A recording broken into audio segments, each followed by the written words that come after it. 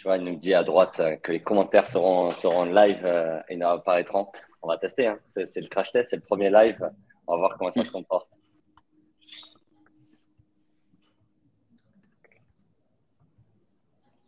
Je vais attendre. C'est toujours flippé, c'est quand tu commences, tu sais pas si tu es tout seul ou si les gens S'il y a sont là, des quoi. gens. Donc, on va attendre les premiers commentaires. J'ai vu ça là, c'était pas la CEO de Germinal qui avait mis un message comme ça où elle a fait un Ouais, live exact. pendant 1 heure. Elle pensait qu'elle parlait toute seule. Bah, elle Enfin, était toute seule en elle fait. pensait qu'elle parlait avec une Les mecs audience et se en sont fait elle barrés au parlait fur et à toute seule. mesure. Yes, C'est bon, exactement. C'est on est bon. rassuré. Hello. Bonjour à Salut à tous. tous. En tout cas, on est en avance parce qu'on n'avait pas confiance à la technologie live de LinkedIn.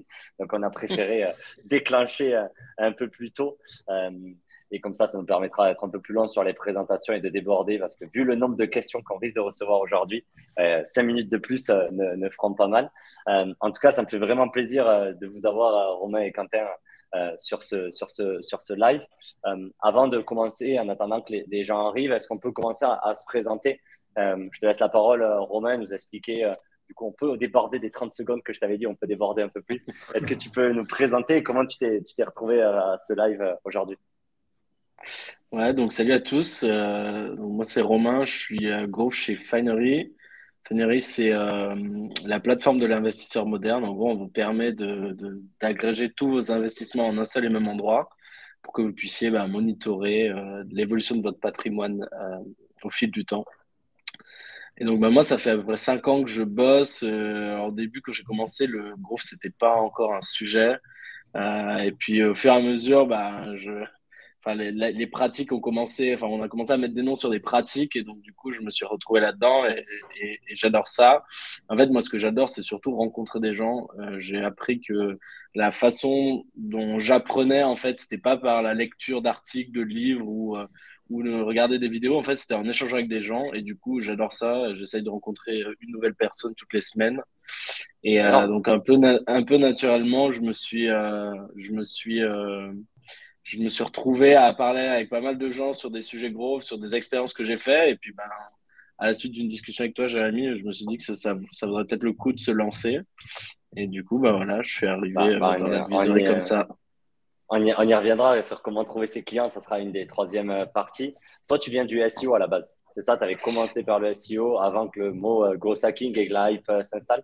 Ou je me trompe En peut-être? fait, non, j'ai toujours eu des jobs avec des scopes assez larges. J'ai commencé en tant que Ok. country manager chez Teddy Bear, qui est maintenant leader en France de la literie en ligne. Et en fait, du coup, j'ai toujours eu des scopes très larges, mais moi, je me considère comme un très, très bon généraliste plus qu'un un bon spécialiste. Et le SEO a fait partie de mes missions en partie. Et on a testé des trucs, on a validé on a validé des techniques qui fonctionnaient. Et donc, bon, le scope évolue tout le temps. C'est une perpétuelle évolution, mais c'est quelque chose qui m'intéressait. Donc, évidemment, sur mes missions d'advisory, il y en a une partie qui tourne là-dessus. Mais ça ne se limite pas à ça, parce qu'aujourd'hui, un growth, c'est un peu, pour moi, quelqu'un de multicasquette.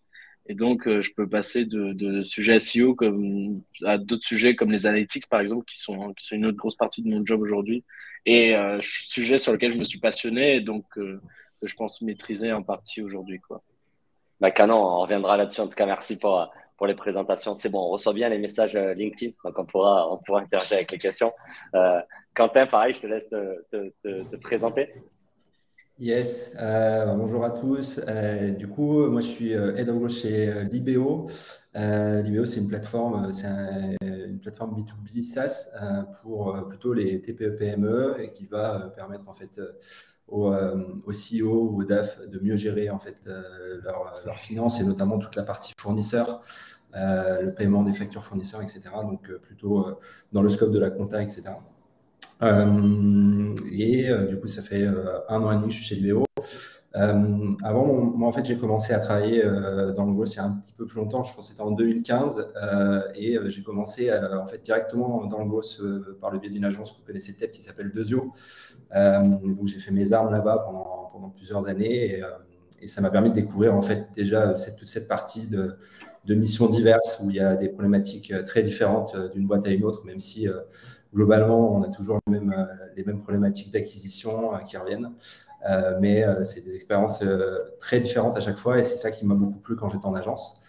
Mais voilà, c'est le côté agence. Donc, j'avais voulu, à un moment donné, me frotter un petit peu plus à des problématiques plus en profondeur. Donc, j'ai rejoint Swile, un launcher à l'époque, sur un rôle de head of growth aussi. Et donc, je suis passé de ce côté agence à ce côté startup pour aller plus dans les sujets, avoir plus d'impact et surtout plus d'impact sur le long terme. Et du coup, j'avais vraiment envie de comparer ces deux choses-là.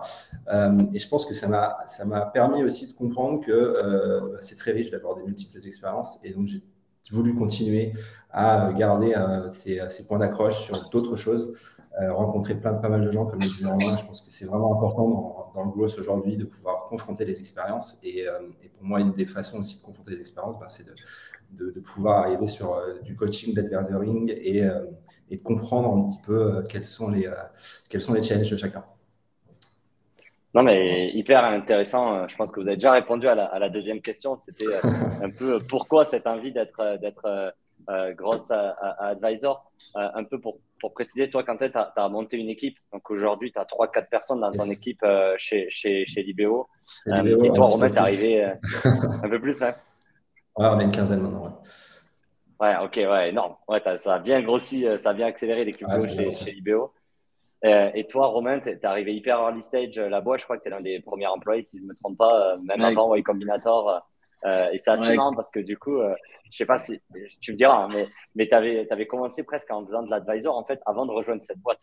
Non? Tu avais commencé un peu à aider le CEO sur des sujets et après tu t'es dit, vas-y, l'opportunité est trop belle, je vais la rejoindre en full time, quoi.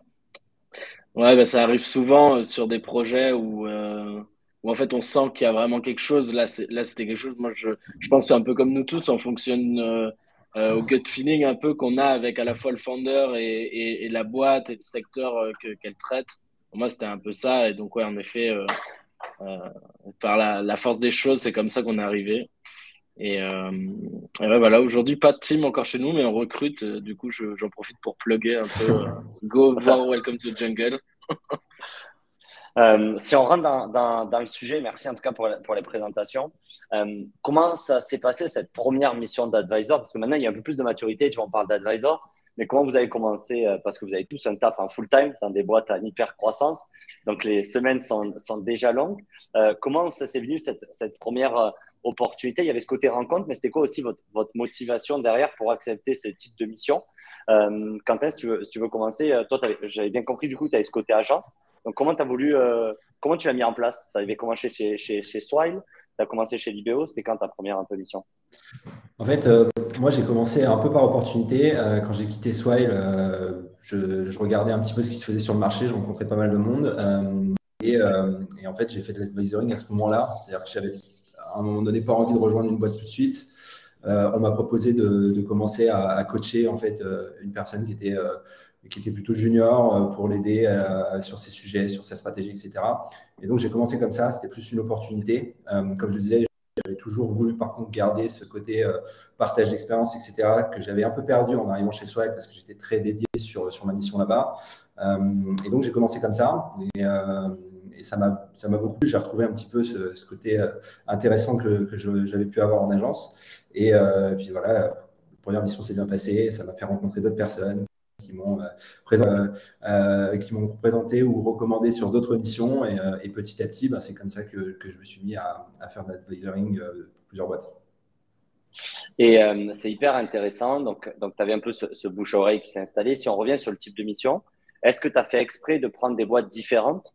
Tu vois, moi, c'était quelque chose de motivation. En plus, maintenant, on a un peu la même cible. On vendait à des CFO de PME, tu vois, toute la semaine. Est-ce que tu n'avais pas envie, tu vois, de te casser la tête sur d'autres problématiques, tu vois, peut-être en dehors du SaaS, peut-être en dehors de cette cible outbound B2B? C'était quoi un peu aussi tes motivations ou tes critères pour accepter ou pour découvrir ce type de mission? Yes, la première, comme je disais, c'était plus de l'opportunité. Donc, j'avais envie de coacher un plus junior sur différents sujets. Je pense que j'avais l'expertise de l'aider. Et c'était du B2B, B2B niche, dans la data, quelque chose de très particulier où tu as des targets que je ne connaissais pas. Donc, ça, c'était vachement intéressant aussi. Et du coup, quand j'ai eu l'opportunité de faire du mentoring pour d'autres boîtes, là, je me suis posé la question de ce que je voulais aller chercher. Et je n'ai pas forcément pris tout ce qu'on m'a proposé. Et du coup, moi, ma réflexion, ça a été de me dire, je veux rester dans le B2B parce que c'est là où j'ai de l'expertise. Même si je pense que le B2C, ça va être super intéressant. Je ne suis pas forcément ultra légitime d'aller coacher quelqu'un sur du B2C, donc je veux vraiment rester sur cette partie B2B. Par contre, je veux élargir. Et donc, pour le coup, ouais, j'ai travaillé sur du B2B niche, du B2B un peu moins de niche avec des targets que je connaissais beaucoup mieux, qui sont proches des indépendants, qui sont limite en B2C2B. Donc ça, pour moi, c'était vraiment important parce que ça permet d'ouvrir le spectre et de s'enrichir aussi en même temps qu'on fait du mentoring en fait pour les autres. Ouais, c'est hyper intéressant. Toi, Romain, pour rentrer aussi dans le détail, tu avais des semaines hyper chargées. Comment tu as commencé? Tu as commencé le soir? Tu as commencé, tu vois, te bloquer 1 heure? Sous quel format, en fait, tu as commencé ta première mission? Ouais, alors c'est une bonne question. En plus, c'est assez particulier pour moi parce que ma première mission, c'était avec une NGO qui est en Polynésie française. Moi, j'ai grandi là-bas et en fait, j'ai été en contact avec Titouan, le fondateur. Le projet est assez ouf parce qu'en fait, il restaure des coraux. En fait, ils replantent des coraux en Polynésie française et ils font beaucoup de PR autour du monde. Ils essayent de sensibiliser les gens autour de ce projet. Et moi, je trouvais ça juste ouf parce que bah, déjà, c'est là où j'ai grandi, donc ça me Ouais, touchait personnellement. Et puis, en plus, je voyais des jeunes de mon âge qui essayaient de monter un truc qui était très, très gros avec des petits moyens. Et donc, je me suis dit, bah, vas-y, en fait, j'y vais, je fonce, quoi. Et bon, il faut savoir qu'avec la Polynésie française, il y a un décalage de 12 heures. Donc en gros, ouais, ça commençait des fois à 20h, 21h, on finissait à minuit, 1h du mat des calls, et on passait sur des sujets qui étaient très divers et variés, parce qu'il n'y avait pas, tu vois, moi, un peu, comme disait Quentin, moi je suis B2C, j'ai un gros ADN B2C, donc ça me parlait, et, euh, et le fait que, bah voilà, que eux, ils veulent monter un site B2C avec leurs petits moyens depuis une toute petite île de moins de 10 000 habitants, tu vois, je trouve ça ouf. Et donc voilà, ça s'est fait à coup de call en semaine, jusqu'à tard le soir, des fois au week-end, etc. Mais c'était ouf, hein, tu vois, c'est une passion que t'animes, et moi je trouvais ça magnifique. ouais, donc toi, tu as vraiment été dans ce côté-là, c'est se dire, bah, j'ai des compétences, prenons un projet vraiment pour le kiff, quoi, et aller les accompagner là-dessus. Euh, Carrément. donc ça, c'est pas mal sur le type de boîte que vous avez aidé. Moi, ce que je voyais, c'était aussi beaucoup de boîtes, quand j'ai commencé à le faire, qui étaient plutôt des fondateurs d'entreprises, qui n'avaient pas en fait d'équipe growth ou qui avaient peut-être une seule personne très junior dans les équipes growth. Et en fait, sur les missions, c'était vachement différent de mes missions au quotidien, tu vois, chez Spendesk, qui était vraiment de l'exécution, piloter la stratégie, vraiment du run. Là, eux, c'était vraiment plutôt du mentoring sur des sujets pour soit leur expliquer les concepts, soit les challenger sur leurs idées. C'était plutôt ce qu'on dit souvent, tu vois, un peu du high level. Moi, je voyais Mm. vraiment cette différence entre mon job au quotidien et là-dessus, et ça me permettait un peu de cristalliser mon savoir, en fait, parce que je regardais les pitch decks sur la stratégie de croissance, sur le recrutement, quel type de profil. Est-ce que vous reconnaissez aussi dans ce type de mission, sur cette différence entre, on va dire, votre day-to-day dans vos boîtes respectives et ce côté advisor? Quand est-ce que tu veux peut-être donner ton Yes, opinion? ouais, je trouve que c'est un très bon point. Moi, comme je disais, j'ai fait en sorte de choisir des projets qui me parlaient et qui pouvaient m'enrichir aussi en termes de différents sujets problématiques, mais j'ai aussi fait ce choix-là de parler à différentes personnes. Donc, tu disais, je suis en contact avec des CEO, mais aussi avec des growth juniors ou même parfois des freelances qui ont juste besoin de monter en compétences, de se former sur des sujets ultra précis parce qu'ils veulent délivrer et ils veulent faire le meilleur taf possible pendant leur mission. Et moi, je trouve que ça aussi, c'est enrichissant parce que tu n'as pas la même façon de discuter, c'est pas les mêmes choses que tu vas apporter à ces personnes-là. Comme tu le disais, je retrouve assez ça. Il y a un côté stratégique où tu vas mentorer sur le recrutement, quels sont les points clés, etc. Et puis pour d'autres personnes, ça va être beaucoup plus précis. Tu vas pas faire l'opérationnel, mais presque, quoi, relire parfois des calls d'email ou ce genre de choses et donner des conseils beaucoup plus précis. Et donc, du coup, ça enrichit aussi ce côté mentoring, quoi. Ça change pas mal de ce que tu peux faire dans ta mission au day-to-day, pour le coup, chez moi, chez Libéo, où maintenant, bah, voilà, le job, tu le connais, tu sais exactement comment driver ton équipe. Les problématiques, c'est toi qui les anticipes plus qu'autre chose. Là, c'est un petit peu inverse. Et c'est vraiment intéressant de pouvoir répondre à ça aussi. Avant de rentrer vraiment dans la partie applicable, tu vois, comment vous le packagez, combien de temps vous passez, combien de temps durent vos missions, c'est une question que beaucoup de gens se posent et je suis sûr que sur le chat, c'est pareil. Le plus difficile, c'est de trouver ses clients, en fait. Est-ce que, même si on a déjà donné des éléments de réponse, est-ce que du coup, vous prospectez des gens? Est-ce que vous recevez des messages parce que vous postez sur les réseaux, parce que vous avez fait un podcast? Est-ce que vous êtes sur des plateformes de freelance comme Malte? Comment, au-delà de l'NGO, tu vois, Romain, comment aujourd'hui tu commences une collaboration ou tu engages les discussions? Comment ça se passe en fait pour trouver tes premiers clients?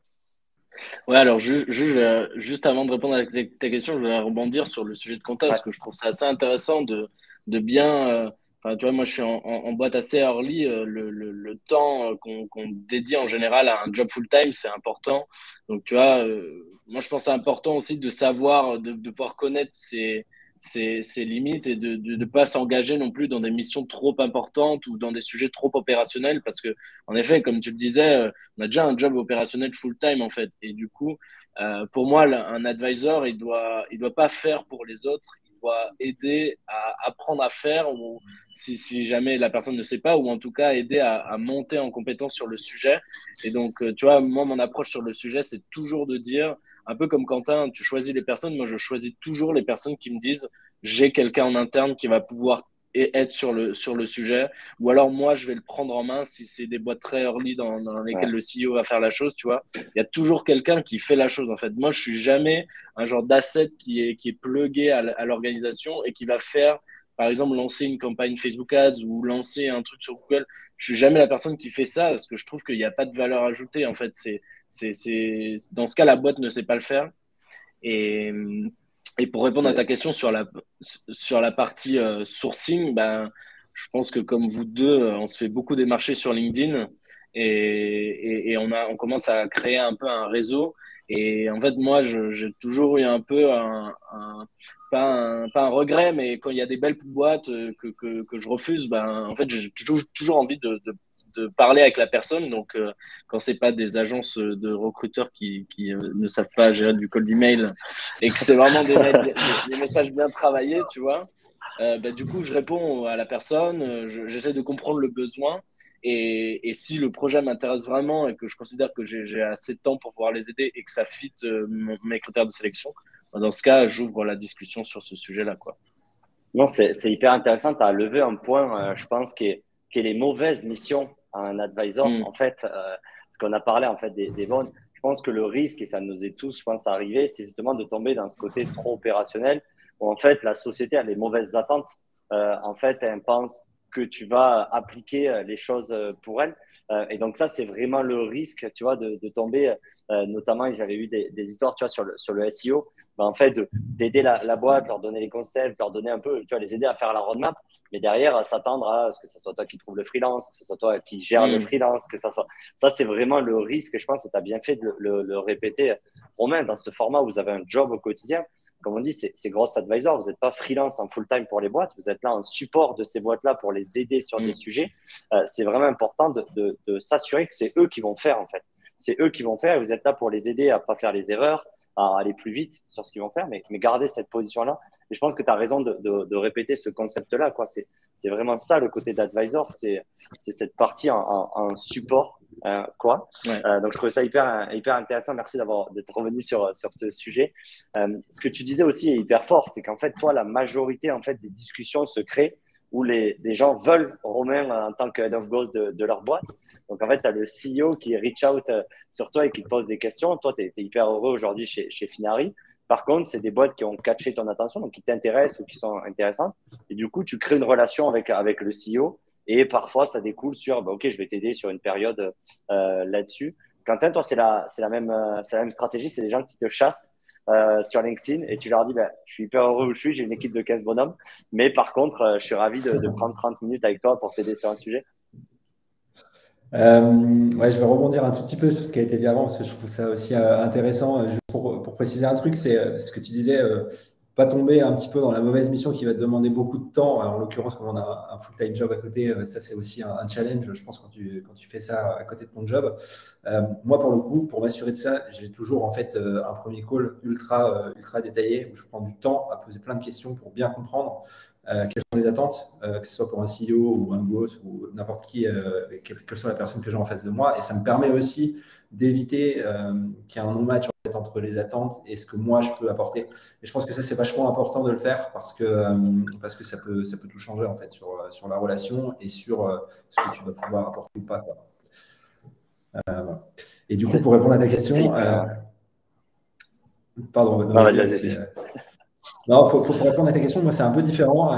Je pense que j'ai eu de la chance en fait, de rencontrer les personnes avec qui je travaille plutôt par réseau, par recommandation. Donc, ça m'arrive de me faire chasser sur LinkedIn. Moi, je suis inscrit sur Malte parce que j'avais fait un profil et j'ai jamais trop pris le temps de l'enlever. Je me suis dit que ça pouvait toujours être intéressant aussi, mais c'est particulièrement des gens qui sont dans mon réseau qu'on me présente, avec qui justement, encore une fois, je vais prendre le temps de comprendre leurs problématiques. C'est plutôt comme ça en fait que je trouve mes missions. Non, c'est hyper intéressant pour partager aussi mon expérience personnelle qui se regroupe dans ce que vous dites. J'ai jamais personne qui me contacte et qui me dit veux-tu être advisor de ma boîte, ou souvent ça se passe pas très bien ce type de boîte. Je sais pas ce que vous en dites. Désolé pour ceux qui ont contacté cette semaine, mais c'est jamais cette approche-là. C'est vraiment les gens soit ils viennent pour vraiment vous poser des questions très précises. Donc moi j'en ai vraiment qui me disent ok, j'ai des problèmes entre mon marketing et mon équipe sales. Comment tu avais fait pour créer ce lien-là, tu vois. Donc vraiment des questions très spécifiques. Soit c'est vraiment des opportunistes. On cherche un VP Growth, on cherche un Head of Growth. Donc vraiment un peu maladroite, mais des emails bien faits, comme tu dis, Romain. Et ça débouche, comme tu dis, Quentin, toujours sur une discussion de 20-30 minutes. Moi, je bloque vraiment à 30 minutes mes calls. Et vraiment, on discute et tu as ce good feeling, en fait, de dire, le business model est intéressant de ta boîte. 2, le gars que j'ai en face de moi, il pose des bonnes questions, il réagit bien, il y a vraiment quelque chose à faire. Et 3, tu as ce que tu disais, Romain, c'est se dire, en fait, ils n'ont pas besoin de quelqu'un en full-time où il y a déjà des choses à faire, où je peux leur donner un petit coup de pouce ou les aider sur un sujet comme ça, quoi. Donc pour résumer, et c'est souvent une question que je dis aux gens, c'est en fait, cherchez pas des clients, cherchez à aider des gens sur un format très court, 20-30 minutes de votre temps, un call par semaine, comme disait Romain. À la fin de l'année, ça fait 50 personnes, tu vois, que tu as aidé pendant 30 minutes. Et en fait, ça va vous faire votre pipe pendant les 2 prochaines années, quoi. Donc après, je suis conscient que Quentin, Romain et moi-même, on a un peu plus de visibilité sur LinkedIn. Mais même si vous êtes junior aujourd'hui, de contacter des boîtes sur vraiment essayer de les aider sur un sujet très précis, mais vraiment arriver avec une approche en fait de je suis vachement curieux de ton business model, est-ce qu'on peut en discuter? Je me demande pourquoi tu fais du paid acquisition et pourquoi tu fais pas du SEO. Tu vois, par exemple, d'arriver avec une approche hyper constructive sur les boîtes et y aller vraiment en mode networking. Je vais apprendre ton business, je vais te partager mon expérience. C'est le meilleur moyen de vous créer un pipe. Et souvent, les boîtes essayent tu vois, des gens qui ne vous connaissent pas, essayent de les closer, quoi. Essayez déjà de faire connaissance avec des gens. Gardez ces gens-là dans votre réseau. Et souvent, et je pense que tu me contrediras pas, tu vois, Quentin, mais entre le premier call et quand on le formalise et quand on contractualise ça, il y a peut-être des fois 6 à 8 mois, quoi. Ça prend peut-être 6 à 8 mois. Ils ont recruté en interne. Ce gars-là est peut-être junior. Ça revient sur le sujet. Donc, c'est sur du long terme que ça se passe. Et c'est pour ça qu'il faut commencer maintenant pour que dans 6 à 8 mois, vous ayez 3-4 clients qui soient intéressés. Donc, voilà, je pense qu'on a pas mal répondu. On y reviendra. On a beaucoup de sujets à traiter sur comment trouver ces clients. Mais voilà, il n'y a pas de magie ou de secret. C'est rencontrer des gens, apporter de la valeur et garder ces relations sur le long terme. Ouais, je pense que juste pour résumer, en gros, tu l'as bien dit tout à l'heure, il y a vraiment une différence à faire entre freelance et advisor, à la fois sur la partie mission, mais aussi sur la partie recherche, entre guillemets, ou inbound, tu vois, de contact ou du pipe, comme tu mentionnais. En gros, si tu viens voir des gens avec des vraies questions qui sont vraiment enfin, c'est vraiment des sujets d'interrogation. Ou alors, je sais pas, tu vois une boîte qui a fait une nouvelle campagne dans le métro ou sur Facebook, etc. Tu la trouves canon, bah juste tu reach out aux gars et tu leur dis, waouh, trop cool la campagne, j'ai vraiment apprécié, mais c'est véridique, tu vois. Et tu leur dis, je serais chaud de connaître les résultats, est-ce qu'on se parle, tu vois. Et donc, de un, en effet, ça nourrit le réseau. Et le réseau, je pense qu'on pourra s'accorder tous les trois en disant que c'est un très gros asset pour chaque professionnel dans son secteur. Et surtout, bah, ça peut potentiellement ouvrir des nouvelles opportunités, dont celle de devenir advisor à un moment ou à un autre, quoi. Il y a beaucoup de questions, on les garde de côté, on va les traiter dans les 15 dernières minutes du live. Donc maintenant, si on rentre un peu dans la partie concrète, tu vois, et ça revient sur toutes les questions, il y a plusieurs formats d'advisor. Donc, il y en a certains où ça va être des missions très courtes, où vous allez du coup vendre des sessions, 1, 2, 3 sessions. Il va y avoir des missions plus longues, où vous allez peut-être vendre un contrat sur un trimestre, un semestre ou autre. Il va y avoir aussi des missions beaucoup plus longues, où vous allez rester vraiment un advisor, le numéro WhatsApp que le fondateur va appeler sur ces missions-là. Est-ce que j'ai bien résumé un peu sur ces 3 types de missions de format en tant qu'advisor? Vous voulez rajouter un quatrième type? Euh, Moi, alors je sais pas si c'est un quatrième type, mais la façon dont je fonctionne souvent, c'est j'essaye effectivement de quantifier au départ quel est le besoin, quelles vont être les attentes et les problématiques, mais ça se fait pas mal au fil de l'eau aussi. C'est-à-dire que tu sais que tu vas avoir peut-être 2, 3 mois dès le départ par rapport aux problématiques que tu as cernées, mais en fait, ça peut être beaucoup plus long parce qu'au fur et à mesure, il y en a d'autres qui sont soulevés et tu te jobs dessus en fait. Et moi, je fonctionne pas mal comme ça. Il y a notamment une boîte que j'accompagne depuis maintenant quasiment 1 an et demi où au départ, c'était 2 mois et puis finalement, une semaine après, une semaine après, une semaine après, puis ça a duré pas mal de temps, quoi. En fait, Ouais, moi, j'essaie c'est un peu de comme mettre ça des aussi. catégories. Ouais, j'essaie de mettre des Ah, pardon. catégories parce qu'en fait, il y a tellement de manières entre, et notamment le sujet que beaucoup s'intéressent sur entre equity et cash. Donc, j'essaie de mettre, tu vois, des types de missions pour essayer d'arriver à donner des astuces là-dessus. Toi, Romain, est-ce que tu as un seul type d'accompagnement ou tu en as plusieurs en fait? Non, un peu comme Quentin, en fait, moi j'en ai plusieurs, mais ça va dépendre de plein de critères, en fait. Ça va dépendre du besoin actuel, mais en effet, le besoin, si tu as bien répondu au premier besoin, bah, peut-être qu'ils vont avoir envie de te recontacter, parce que c'est aussi une relation qui se construit, en fait, hein. C'est une relation qui se construit avec le founder et avec l'équipe en particulier derrière. Donc, au fur et à mesure que la relation avance, quand tu vois que la collaboration elle est efficace, ben, il y a des formes de contractualisation qui peuvent se faire sur plus long terme. Moi, j'ai fait des missions où je facturais à chaque fin de semaine, par exemple, un peu comme Quentin, ou alors il y a des missions où c'était des contrats sur 1 an. Il y a eu des missions, en effet, où il y a de l'equity parce qu'on se projette un peu plus sur le long terme dans le cadre d'introduction de par le réseau, etc. Donc, c'est vraiment un peu un mix. Mais après, je pense que enfin, faut pas s'arrêter sur un sujet en particulier. Faut pas se dire je veux avoir de l'argent, je veux avoir des stocks, etc. Il faut vraiment un peu aller au fur et à mesure de la discussion, quoi. C'est vraiment une discussion ouverte, un peu comme quand on prend un job, c'est le choix de 2 parties et pas juste d'une, quoi. Donc, si on va le prendre par cet axe-là, en fait, vous avez découpé vos semaines. Le temps n'est pas illimité. Vous vous êtes dit, j'ai entre 2 et 4 heures. Tu vois, moi, quand j'étais chez Spandex, j'avais 2 heures sur ces sujets-là. Ça prenait aussi l'école de qualification, donc un peu ce Mm. networking qui prend aussi du temps. C'est pas que du run, quoi. Donc, je m'étais bloqué un peu ces 2 heures-là. Et je m'étais mis un prix, en fait, de l'heure. Donc, je me suis dit, ben voilà, je gagne X chez Spandex. Ce temps-là, il coûte tant. Ben, sur des missions, je vais débloquer sur le format de l'heure. Est-ce que vous avez pris cette même méthodologie? Est-ce que vous êtes bloqué un temps très précis du coup sur vos semaines ou sur vos mois? Et est-ce que vous avez mis un prix à cette heure-là? Ou c'est vraiment du coup un peu à la carte pour chacune des missions? Moi, c'est Vas-y, un peu Quentin. similaire. Pour le coup, vraiment, pour le coup, j'ai juste pris mon TGM que j'ai rapporté à l'heure. Mais ouais, c'est plutôt comme toi. Je me suis dit combien de temps j'ai disponible, absorbable par rapport à mon activité full-time et aussi quel est le temps que moi je pense pouvoir donner de manière qualitative parce que à un moment donné, si tu prends trop de trucs, je pense que tu n'es pas aussi dans les meilleures dispositions. Donc, moi, je me suis fixé un temps maximum et après, au niveau de la facturation, c'est plus adapté en fonction du client et, euh, et du temps que tu passes avec eux parce que moi, j'ai plusieurs formats, je ne fais pas forcément que 1 heure, je peux faire plus des fois. Mais voilà, c'est assez simple pour le coup. Euh, Romain, je ne sais pas pour toi. Moi, par exemple, j'ai une règle, je ne prends jamais d'equity des boîtes. On y reviendra après derrière. Si je suis vraiment, j'investis dans les boîtes, comme, mais je prends pas, je suis jamais payé un advisor en equity. Euh, et du coup, j'ai vraiment ce parti pris de se dire, ben voilà, j'ai un prix à l'heure que je vais appliquer sur, on va se bloquer sur 3 mois, sur 6 mois. Mais j'ai vraiment ce contrat de se dire, ben ok, on a un temps. Comme ça, on se met d'accord sur combien de temps vous pouvez me solliciter par mois, même si tu vois, vous pouvez me pinguer sur ces sujets-là très précisément, sur mon WhatsApp, je suis sur votre Slack, je suis par email. Et j'ai un peu, tu vois, mis des exemples. Donc, je peux faire un entretien pour eux souvent, moi, je fais beaucoup d'entretiens de candidats ou de process de l'équipe market ou de l'équipe sales. Donc, ils savent qu'ils peuvent bloquer du temps avec des candidats pour des entretiens. Ils savent qu'ils peuvent me présenter leur roadmap ou leurs OKR.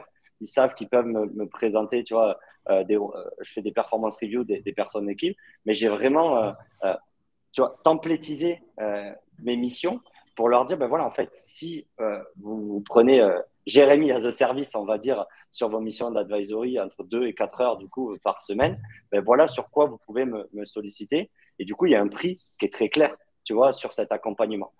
Donc moi, j'ai fait vraiment ce travail-là après plusieurs advisory, on va dire, un peu foireux, où vraiment, soit l'entreprise était frustrée, soit moi, j'étais frustré, tu vois, soit ça se passait pas bien. J'ai vraiment mis au clair sur mon offre, elle est unique. Aujourd'hui, j'ai un prix unique avec un temps qui est très précis. C'est 4 heures, tu vois, par boîte sur les différents, par mois. Et il y a ce prix-là avec le type de mission qu'ils peuvent me demander. Donc, je suis un peu tombé à l'extrême là-dessus.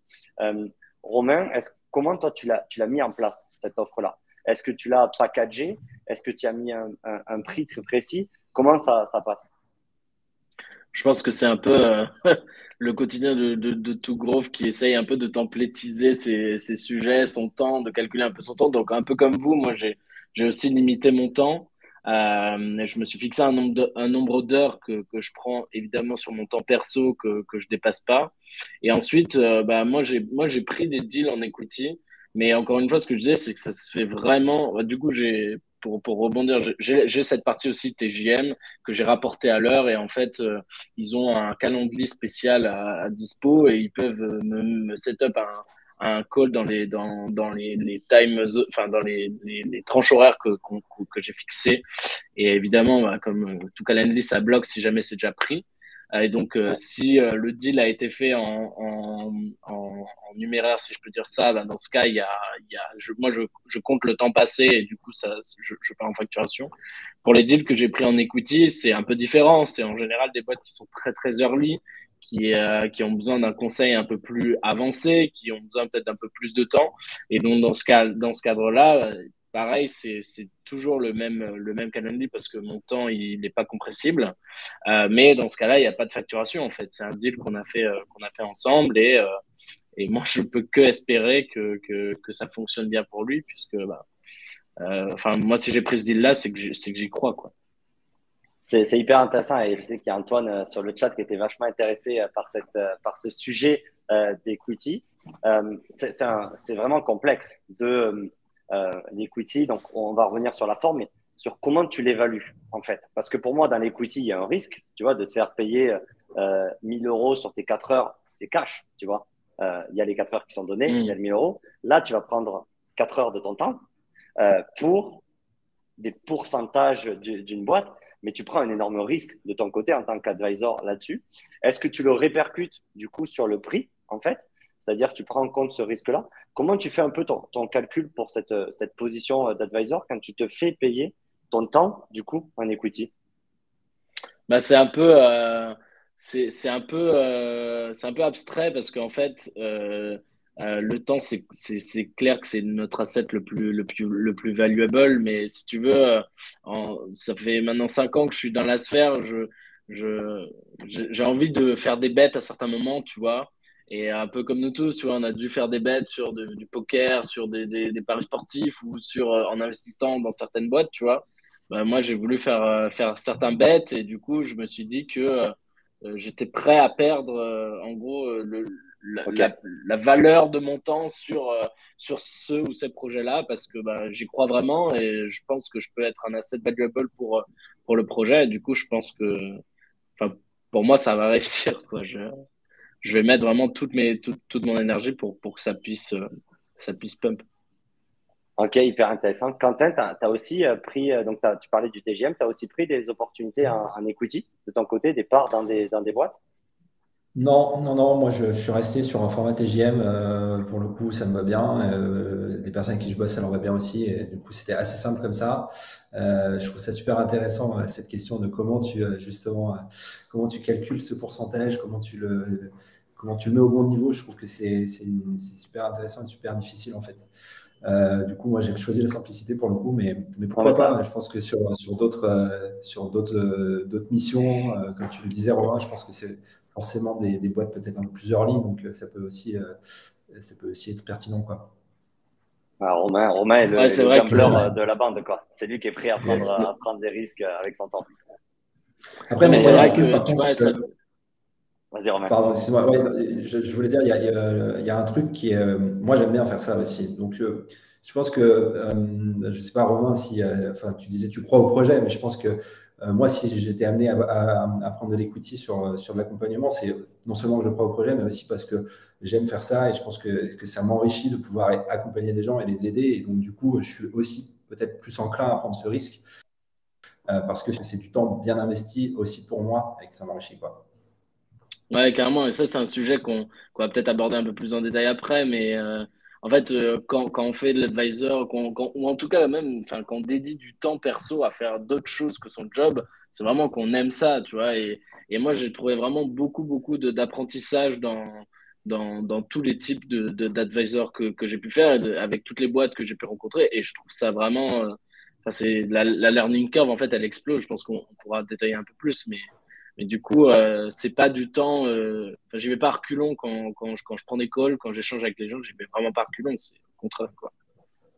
Ouais, sa dernière partie, moi, j'ai donné pas mal de conseils parce que je me suis vachement posé la question, est-ce que je me prenais de l'equity? Et au final, j'ai préféré négocier un petit investissement, tu vois, mettre 1000 ou 2000 euros ou plus dans ces boîtes-là en leur disant, bah, OK, je te fais confiance, je mets 1000, 2000 balles et tu peux m'utiliser beaucoup moins du temps, quoi, plutôt que là-dessus. Mais le conseil que j'ai expliqué pour l'equity, c'est aussi d'avoir ce rapport de prendre votre TGM, fixer un prix, en fait, votre heure, elle vaut combien? Et souvent, on la Mm. sous-estime. C'est les gens sont prêts à payer Ouais. combien votre heure? C'est ça la vraie question. Et après, se dire, bon, OK, je vais t'accompagner sur 2 ans, parce que souvent, quand on prend l'equity d'une boîte, on va être sollicité longtemps. Beaucoup au début, comme tu disais, Quentin, et peut-être espacé. Mais on peut se dire, voilà, ça va être 1 heure par mois sur les 2 prochaines années. Donc, comme ça, on arrive à revoir une valeur du temps, du prix, Mm. et derrière, le transformer en equity. Donc, les equity, aujourd'hui, elles ont une valeur. Elles ont une valeur aujourd'hui, elles ont une valeur demain. Et donc, ça vous permet de faire un petit calcul assez rationnel. Souvent, je reçois des messages de est-ce que je prends 0,1% de la boîte? Est-ce que je prends 1% de la boîte? Il ne faut pas réfléchir comme ça, en fait. Il faut réfléchir combien de temps vous allez donner. Comme ça vous permet aussi d'avoir un contrat avec la boîte, de se dire, Mm. ben, j'ai un calendrier, comme dit Romain. Voilà, whatever you want, vous pouvez réserver dans mon calendrier. Mais ça vous permet aussi d'avoir des vraies discussions honnêtes et pas au doigt levé entre 0,1 ou 1% de la boîte. De se dire, ben voilà, mon temps, il est temps. Normalement, je le facture comme ça. Je prends un risque avec vous, mais j'aime bien le projet. À voir comment vous le définissez. Et derrière, vous transformez ça en le format le plus classique, c'est du BSA. Donc, comme ça, c'est des actions réelles que vous avez de la société. Mm. Vous pouvez aussi avoir des safes, mais on ne rentrera pas trop dans le détail. Mais voilà, vous avez vraiment des actions qui ont une valeur aujourd'hui, qui ont une valeur expected demain, et votre temps est bien précieux. Je pense que le conseil pour vraiment packager votre offre, c'est vraiment mettre un prix à l'heure. Et je rejoins Romain et Quentin là-dessus, ou packager, en fait, comme je l'ai fait de mon côté, qui comprend les 4 heures sur la boîte et comment sur quel sujet vous allez les aider. Mais c'est d'arriver à vraiment mettre un prix à l'heure pour avoir des vraies discussions avec les entreprises et pas tomber dans ce risque-là de la frustration de l'entreprise espère plus de vous, espère que vous allez runner la campagne, espère que vous allez lancer la stratégie SEO. Mm. Fixez-vous. Le meilleur tip, ce qu'a dit Romain, c'est d'avoir un calendrier dédié à la boîte. Comme ça, il n'y a pas de frustration. Dès qu'ils ont un besoin, ils bloquent du temps. Romain, il sait que à 13h le jeudi, là, il est dédié à ces boîtes-là. Je pense que c'est le meilleur conseil, d'avoir un taux de l'heure très précis et au prix. Le temps passe vite et il y a beaucoup de questions, donc on va se bloquer du temps sur la dernière partie. Est-ce que Quentin, tu veux rajouter un point sur ça? Non, je dois bouger de salle. Je me fais virer de ma salle. Donc, je vous écoute. Je serai avec Pas de la- souci, pas de souci. On a donné beaucoup de conseils, Romain, sur ces sujets-là. Les dernières parties, avant de passer aux questions, sur quels conseils tu donnerais pour bien débuter? Tu vois, même si on a touché un peu, quelle partie on n'a pas discuté sur comment bien débuter dans le Growth Advisor? Sur les gens qui sont, comme nous à l'époque, faire la première mission, tu vois. Ouais, je pense que, enfin, tu vois, je pense qu'on est un peu tous différents. Moi, ce que je te disais au début de talk, là, c'est que je suis un très bon généraliste, je pense, et pas un bon spécialiste. Et donc, du coup, moi, la façon dont j'ai commencé, en fait, au-delà de la première mission qui s'est faite un peu de manière fortuite, mais la façon dont j'ai vraiment avancé dans ce sujet-là, c'est que, en fait, j'avais besoin, du coup, par ce fait de pas être un très bon spécialiste, d'aller rencontrer des gens qui l'étaient. Et au début, ça commençait par des peers, donc d'autres head of growth ou alors des spécialistes sur un tel ou tel sujet. Puis en fait, on se rend compte, plus le réseau grandit, plus on parle à des gens, mais qu'en fait, il y a des très très bons spécialistes parmi aussi les CEO et que leur savoir est vraiment très très très très intéressant à partager, tu vois. Et donc, bah, moi, j'essaie toujours de donner un bon tips en échange de ce que eux me donnaient.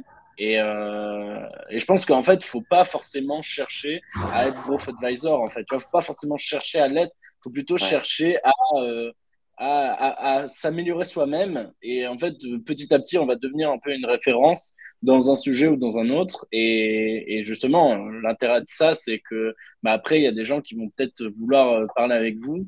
Et puis, comme tu disais, le temps, c'est un asset valuable. Donc, le fait de parler, de donner des conseils, de donner des retours d'expérience, au bout d'un moment, quand on commence à avancer dans la carrière, ça vaut quelque chose. Et c'est comme ça pour moi, on peut commencer à entrer dans l'advisory, quoi. Je pense qu'il y a plein de gens qui sont grosses advisors, mais qui ne le savent pas, en fait. C'est juste Ouais, qu'ils n'envoient pas de exactement, facture. Tu vois, exactement, ils prennent exactement. 2-3 heures avec une boîte, mais ils oublient d'envoyer la facture à côté.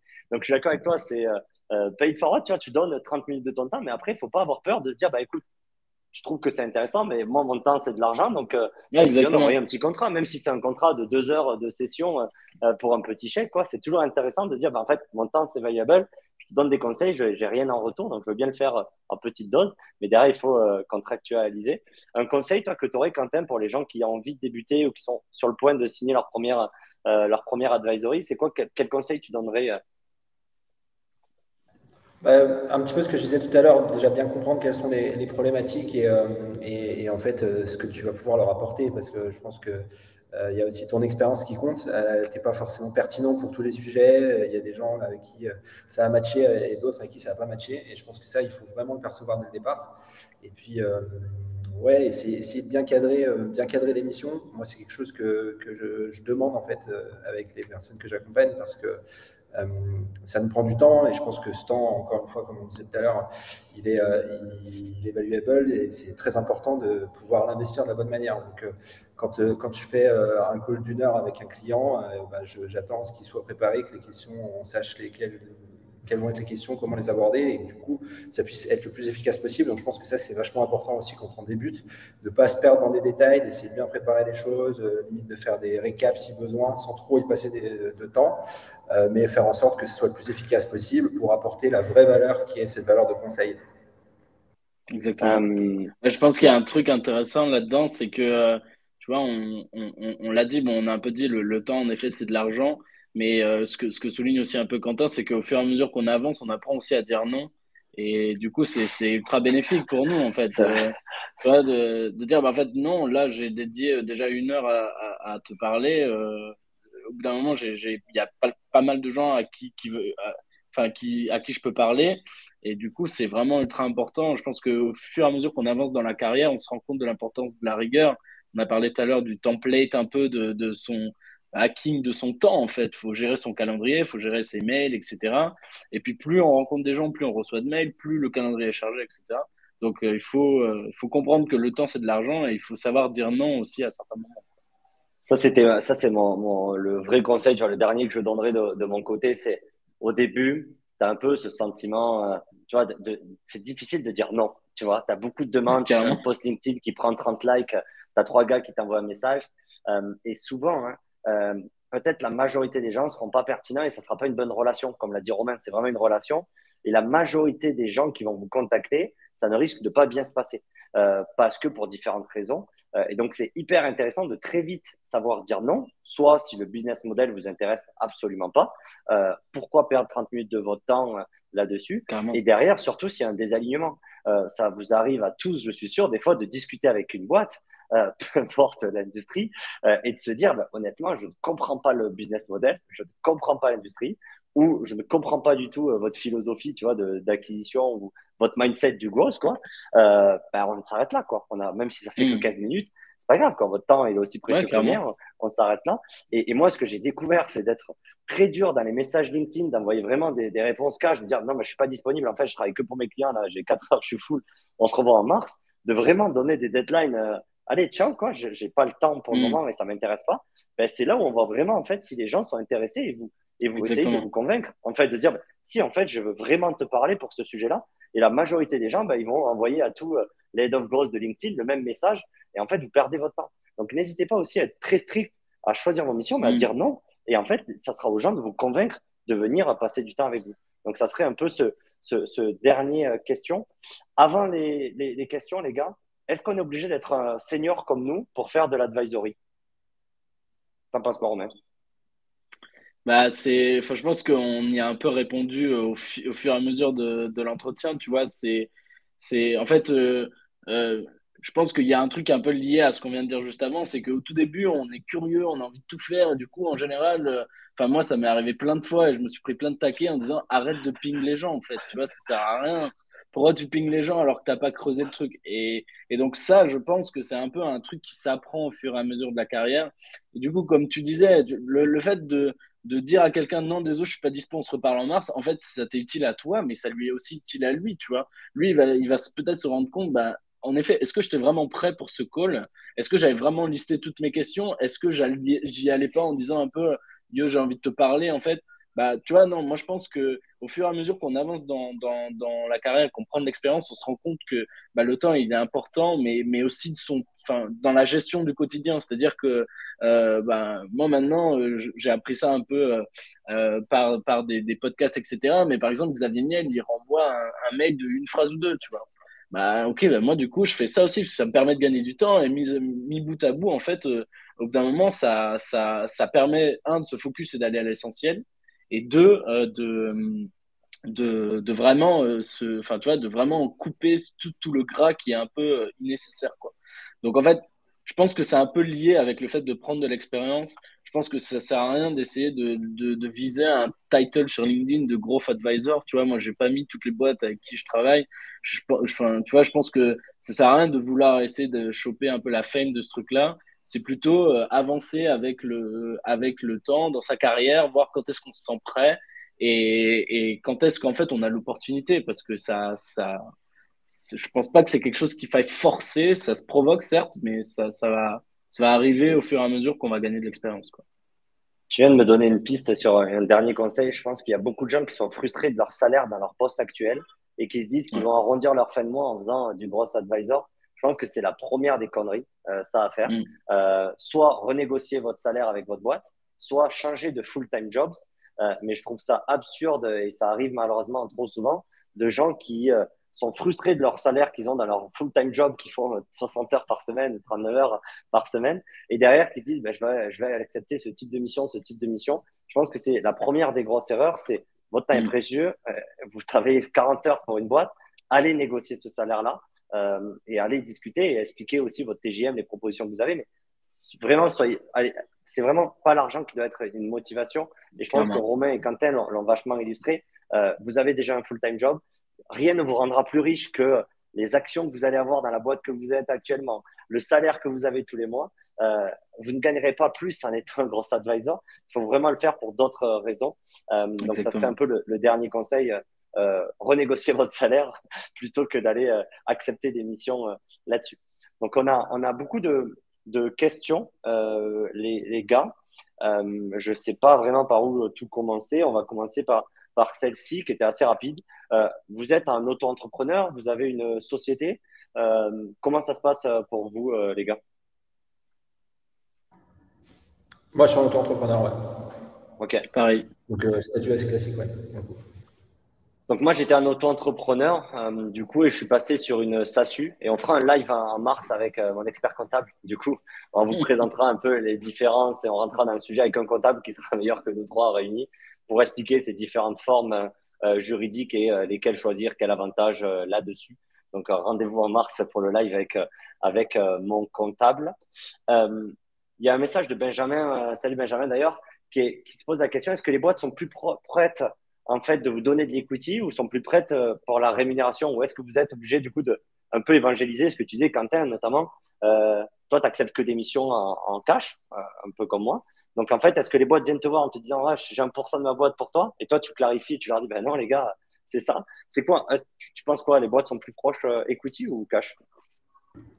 Moi, j'ai eu la proposition une seule fois sur l'equity et pour le coup, c'est pas forcément une mission sur laquelle je me sentais à l'aise, donc ça n'a pas fonctionné. Mais non, après, sur les autres propositions que j'ai eues ou les gens que j'accompagne aujourd'hui, c'est plutôt assez naturel de partir sur du cash et c'est beaucoup plus simple en fait. Enfin, je pense que pour des deux côtés, c'est assez simple. Voilà, hyper intéressant. Il y a un message de Jesse qui sera notre prochain speaker dans le fin février sur le Web3, qui se demande si on le fait uniquement en France. Est-ce qu'on le fait dans d'autres parties du monde? Donc toi, tu l'as fait en France, mais à l'autre bout du monde, Romain, là-dessus. Est-ce que tu travailles aussi avec d'autres boîtes étrangères? Quelle est ton position là sur ces positions-là?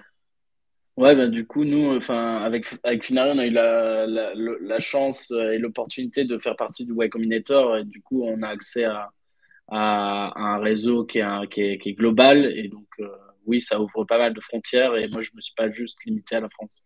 Mais bon, du coup, il faut comprendre aussi ce qui va avec. C'est que, bah, comme pour la Polynésie française, il y a, si le pays est assez loin ou si la boîte est basée assez loin, il y a un jet lag. Et donc, enfin, encore une fois, tout se fait dans la discussion et il faut pouvoir s'adapter, quoi. Pour rebondir sur le point aussi de Jesse, je pense ce qu'il voulait dire, c'est qu'il y a une différence de mindset, notamment, tu as fait Y Combinator aux États-Unis où le position advisor, il y a des sales advisors, il y a des marketing advisors, il y a des CEO advisors. Donc, cette notion d'advisor est beaucoup plus forte dans ces Hmm. pays-là. Là où en France, c'est un format qui est assez nouveau parce que la tech et la génération de la tech est assez récente. Donc, il y a très peu de profils sur le marché. Donc, moi, ce que je vois, la différence entre les US et la France, c'est qu'on a beaucoup plus besoin d'éduquer. Souvent, Hmm. ils veulent soit nous débaucher, soit nous proposer une position de freelance. Et on doit souvent plus légitimiser ce côté. Ben, en fait, c'est un entre-deux, les gars. Je ne vais Ouais, pas venir en exactement. full-time, je ne vais pas faire du TJM. Par contre, je vais vous aider sur certains sujets. Moi, j'ai clairement vu une différence entre il y a 3 ans et aujourd'hui. Je pense que ça s'est beaucoup plus répandu. Les fonds d'investissement aussi challengent beaucoup plus les entrepreneurs pour leur dire, ben, entoure-toi, en fait, va chercher des mentors, va chercher des advisors. Il y a aussi une nouvelle tendance où je pense que ça sera un autre live, mais où beaucoup en plus d'Head of Growth investissent dans des boîtes, donc aussi deviennent Hmm. des angel investisseurs et ont une autre position. Donc c'est en train d'évoluer. Et le dernier point, c'est que moi, du coup, je suis advisor de boîtes dans des pays émergents, notamment au Mexique, et où tu es obligé de faire un effort sur ton TJM, quoi. Parce que, donc voilà, c'était un peu en fonction du pays où tu travailles. Je pense que si tu es aux US, tu peux doubler x3 ton TJM, mais si tu vas au Mexique, ben, tu dois le diviser un peu. Pareil pour Hmm. certains d'autres pays. Donc voilà, c'était plus sur l'anecdote. Quand tu vas dans d'autres pays, il faut adapter Hmm. ton TJM là-dessus. Euh, sur Ouais, c'était un point que tu avais déjà parlé, Romain. Tu as aussi beaucoup de CEO qui te contactent, qui ont envie de comprendre ce sujet de growth. Je pense que c'est devenu le mot magique, on va dire. Et en fait, tu as beaucoup, je pense, de tes calls de networking où c'est vraiment des CEO qui se posent beaucoup de questions sur le growth en général. Non? Ouais. Ouais, bah, je pense que ça nous est tous arrivé. Moi, ça m'est arrivé pas mal de fois de me faire contacter et pour au final, après 30 minutes de call, découvrir que c'était un poste de brand manager, tu vois. Et donc, aujourd'hui, moi, moi, je pense on a un peu vécu de plein fouet l'explosion du growth, mais on en a aussi un peu pris enfin, on les subit aussi nous qui avons ce title de growth sur le job parce que c'est un secteur qui est encore pas, enfin, qui est pas tout à fait compris. Moi, je trouve très cool les posts que tu fais, notamment Jérémy, pour essayer d'évangéliser un peu et de dire que non, un growth hacker, ce n'est pas un métier, ça n'existe pas. Et non, un head of growth, c'est pas forcément un head of brand, tu vois. Ça se peut qu'il ait un attrait pour la brand, mais pas forcément. Et donc, en fait, ouais, moi ça m'est arrivé plusieurs fois de clarifier les choses dans le call et en fait de me rendre compte, un peu comme Quentin disait, qu'en fait, il n'a pas du tout besoin d'une personne comme moi. Et donc, du coup, bah, si je pouvais rediriger vers quelqu'un, je le faisais. Sinon, en fait, je mettais un thermocall, tu vois. Par contre, il y a des fois où, en effet, ils avaient un besoin assez précis, des besoins qui touchaient vraiment à moi, ce que je sais faire ou ce que je peux apporter. Et dans ce cas-là, on allait plus loin. Il y a beaucoup de questions sur le prix. Je pense que c'est un sujet que tout le monde veut, mais c'est hyper difficile parce que moi, je suis ravi, tu vois, de balancer mon prix à l'heure, mais ça va pas aider, ça va pas être constructif. Peut-être pour comment moi je l'ai fixé. Je me suis mis une limite de me dire, honnêtement, pour moins de 1 000 € par mois, je préfère aller faire du sport ou je préfère aller au resto avec des potes que commencer à travailler. Donc, je me suis quand même fixé une limite de me dire, honnêtement, me prendre la tête pour une somme qui va pas me payer, tu vois, des vacances ou qui va pas changer ma vie, ça a été ma méthodologie de me dire, je me mets un montant minimum, en fait, à partir du camp, ça vaut le temps de faire ça plutôt que de le faire avec des potes là-dessus. Et le deuxième, du coup, ce qu'on disait, c'est qu'on a fixé un temps. Donc, moi, je me suis mis, c'est 2 à 4 heures par semaine. Et donc, en fait, le calcul est assez simple. Je reviens notamment sur la question d'Orient.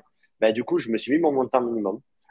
Et en fait, quand j'ai divisé par le temps, ben, ça fait un TJM ou un taux à l'heure, du coup, qui est assez haut, qui est plus haut que ce qu'on espérait. Parce que souvent, les gens vont se dire, ben, je vais être à 25-100 euros de l'heure. Vous pouvez clairement être beaucoup plus. Donc, moi, ça a été la méthodologie de me dire, bah, OK, si je me fais moins de 1000 euros, ça sert à rien, donc je vais pas le faire. Donc, je me mets quand même une limite parce que mon temps est de l'argent. Et j'ai divisé ça par le nombre de temps que j'avais disponible. Et voilà, j'ai fixé mon prix là-dessus. Ce qui est aussi hyper intéressant, c'est que je l'ai testé en permanence, tu vois, en fonction du type de boîte à qui j'avais en face, en fonction du type de problématique, ben, j'ai adapté ce prix-là. Donc, ça sert à rien de trop se casser la tête sur un prix là-dessus. Faites un prix qui vous correspond à vous, en fait, que vous êtes satisfait là-dessus. Si Petit conseil, essayez de le multiplier par 2 déjà avant de l'annoncer au client parce qu'on se sous-estime tous. Donc, le prix que vous avez en tête, multiplié par 2, envoyez votre devis et vous verrez ce qui va se passer, quoi. Mais voilà, je pense que ça serait les conseils sur combien ça coûte un gros advisor ou autre. Et après, si des boîtes cherchent des gros advisors, ben, comme disait Romain, c'est vraiment une relation qui va se construire. Donc, contactez les gars. Ayez une raison très précise de pourquoi vous voulez contacter ces gars-là et vous trouverez forcément un compromis avec ces personnes-là. Ouais, juste pour rebondir sur ce que Ouais, vas-y, tu Romain. dis, enfin, en fait, moi, je pense que ce qui est important à retenir, c'est pas le TGM de Jérémy ou le TGM de Romain ou celui de Quentin, tu vois, chacun a son expérience, chacun a sa valeur, en fait. Et du coup, bah, peut-être qu'en fait, une boîte, elle cherche la valeur que vous avez, vous, pour un certain sujet. Et en fait, bah, comme m'a dit Jérémy, il faut se lancer, il faut essayer. Et puis, vous avez plein d'outils pour vous benchmarker. On a parlé de Malte, il y a il y a Fiverr pour l'international, il y a plein d'outils pour se benchmarker. Et puis, bah, voilà, enfin, moi, je pense pas qu'il faille s'arrêter à se dire, ah bah, Jérémy l'a dit, c'est 1000 euros par mois, il faut que ce soit 1000 euros par mois. Enfin, sinon, on peut facilement rentrer dans des arbitrages de dire, ah bah, en fait, j'ai pas mes 1000 euros par mois, il faut que je fasse plus d'heures, ou, ah bah, en fait, il faut que j'extende le prix, etc. Il faut vraiment que ça aille avec vous, que vous soyez à l'aise avec le TJM, pas sous-estimer, en effet, comme dit Jérémy, parce qu'en effet, on a souvent tendance à le faire. Mais voilà, il y a rien de fixe, tout dépend de chacun. Il faut vraiment être à l'aise avec le pricing et le temps qu'on y dédie, quoi. Je dis souvent, tu vois, un coiffeur, il prend 50 euros de l'heure aussi, tu vois, parce qu'il a on a tous un besoin, il répond à un besoin très Ouais, précis, on clairement. paye 50 euros de l'heure à un coiffeur. Donc, n'oubliez pas ça quand vous envoyez vos pricing sur vos 4 heures ou 2 heures par semaine. Pensez au coiffeur que vous payez tous les mois.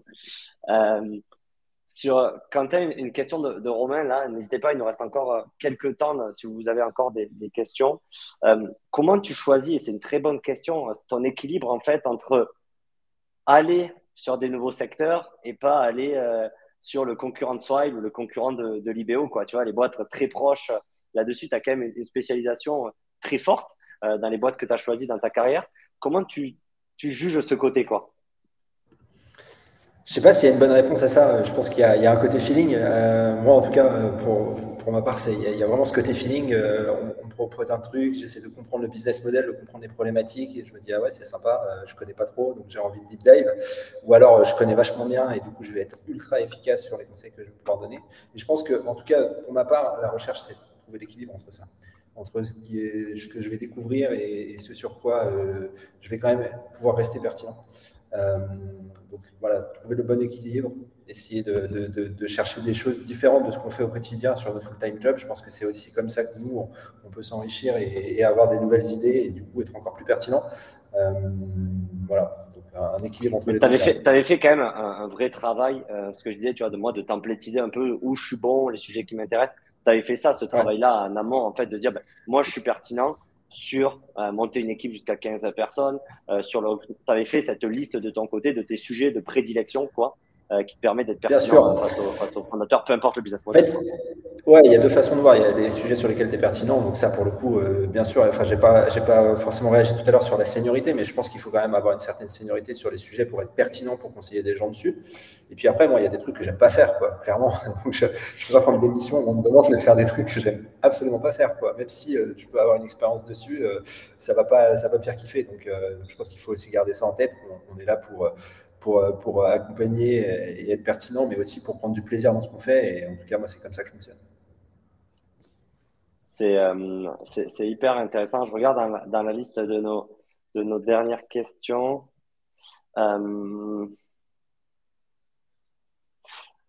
Quelle a été peut-être non, la durée, on a répondu, la structure. Si, c'est une très bonne question pour comment ça se formalise. Donc, il y a ce côté de temps qui est défini. Mais est-ce que vous mettez des objectifs? Tu disais, Quentin, je travaille par cycle de 2 mois souvent. Donc, tu fais quoi? Tu fais des OKR, tu fais une roadmap. Comment tu mets en place pour, du coup, être sûr que toi et la boîte, vous êtes alignés et aussi pour légitimité ton job? Comment tu t'organises sur cette partie-là? Je ne vais pas jusqu'à mettre des OKR, mais effectivement, ce serait presque similaire. En fait, on se définit des objectifs ensemble. Je pense que, encore une fois, l'identification des bonnes problématiques et exactement quelles sont les attentes, ça c'est super important et ça permet moi de donner déjà un feeling en disant, ok, ben ça, par expérience, je sais que ça va prendre tant de temps. Donc, si toi tu as 2 semaines alors qu'il faut 2 mois, ça va pas fonctionner. Et du coup, quel est ton objectif? Toi, tu veux aller où en fait? Parce que si tu as besoin d'être accompagné, c'est que tu as une attente. Et c'est quoi ton attente? Est-ce que moi, je peux y répondre? Et on essaye de, je pense que comme le disait Romain tout à l'heure, c'est beaucoup de discussions, de dialogue et de compréhension. Et je pense qu'on essaie de s'aligner là-dessus pour se dire, OK, ben, tu veux aller là, ça va être dur, mais on va t'aider. Et je pense que dans 2 mois, on aura déjà des bons éléments. Et puis après, il faut aussi rester assez flexible, je pense, sur les objectifs que tu te donnes pour pouvoir réajuster au fur et à mesure en fonction de la vie de la boîte parce qu'elle continue à vivre aussi pendant que tu la conseilles, quoi. Bon, je rigolais quand t'aimes pas sur la réponse de Kevin sur la cage d'escalier. Tout le monde a reconnu la barre derrière. J'en profite du coup pour parler. Moi, je suis Yes. advisor de Comet Meeting. Quentin, Comet Meeting, les salles de réunion à Paris, un libre-service à la demande. N'hésite pas la prochaine fois. Je t'envoie un code Comet Meeting, quoi. C'est sympa. J'essaierai de booker une salle, en fait. Euh, en tout cas, merci. On a débordé l'heure ensemble. Merci les gars, en tout cas, d'avoir pris le temps. On était plus de 800 sur le live, donc c'est un sujet qui intéresse. Si les gens ont des questions, si on n'a pas répondu à des questions, comment ils vous contactent, Romain et Quentin? LinkedIn. Ouais, LinkedIn, hein, assez classique. On est assez actifs, je pense, tous les deux sur LinkedIn. Avec un texte personnalisé, on est d'accord là-dessus. On essaie de faire un petit effort, idéalement. C'est ça, tu vas recevoir 800 invitations. Donc, ouais, avec un petit texte personnalisé, comme disait Romain, sur pourquoi, en fait, vous essayez d'échanger avec eux. Bien sûr, ce live était record, donc il sera disponible. Vous pouvez le réécouter. Donc, voilà, c'était, merci Romain d'avoir pris le temps. Merci Quentin d'avoir pris le temps aussi de ton côté. C'était énormément d'infos partagées. On aurait pu faire tellement de thématiques et de découper en 15 webinaires différents. Et du coup, jeudi prochain, on se retrouve sur un autre sujet qui sera le remote.